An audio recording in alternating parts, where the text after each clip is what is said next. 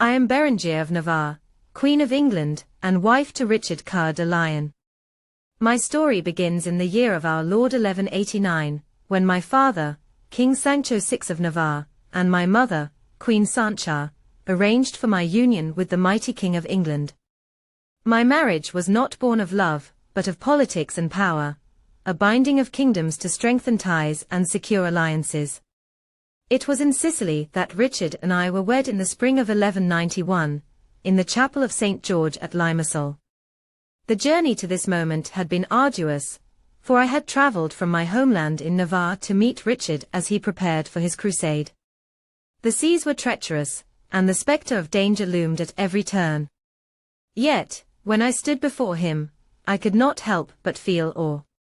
He was a man of towering strength, with a gaze that pierced the soul and a presence that commanded obedience.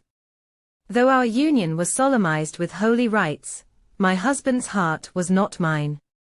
Richard's passion was for the battlefield, for the banners of war and the call of the crusade. We parted shortly after our marriage, as he embarked on his holy mission to reclaim Jerusalem. I remained behind, a queen in name, but not in power, navigating the perilous politics of a foreign court, and longing for the homeland I had left behind. During his absence, I sought solace in prayer and in the company of the other noble women who surrounded me. I came to understand that my role as queen was to be a symbol, a vessel for the aspirations of a kingdom that was not my own. My days were filled with the careful balancing of diplomacy and duty, my nights with the whispers of court intrigue.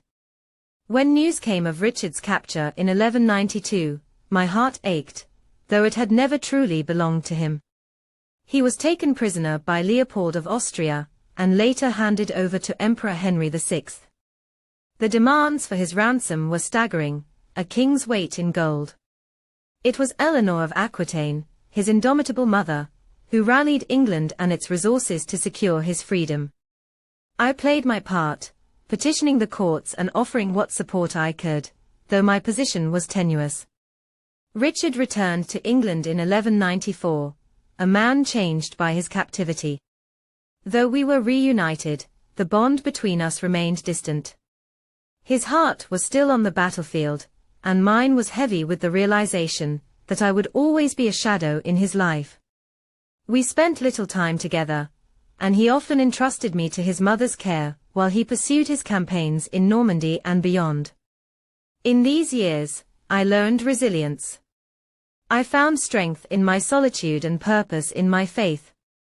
I advocated for the people who came to me, seeking justice or mercy, and I used what influence I had to foster goodwill among the lords and ladies of the court. Yet, I yearned for something more, a connection that transcended the cold alliances of power. In 1199, the unthinkable happened. Richard was mortally wounded during a siege in Chalais. As the news reached me, I was overcome with a grief I had not anticipated. Though he had never been mine in life, in death, he was a part of my story, a chapter that closed too soon and without resolution. I mourned him not as a lover, but as a partner in destiny, a man who had shaped my path in ways I could never have foreseen. With Richard's passing, my place in the world shifted. I chose to retire to the Abbey of Aleppo, where I dedicated myself to a life of prayer and contemplation. In the quiet of the cloisters, I reflected on the years that had defined me. Though my marriage had been one of duty rather than love, it had taught me the value of endurance and the power of hope. I am Bérengère of Navarre, a queen who walked in the shadow of a lion. My life was one of sacrifice and strength, of faith and fortitude.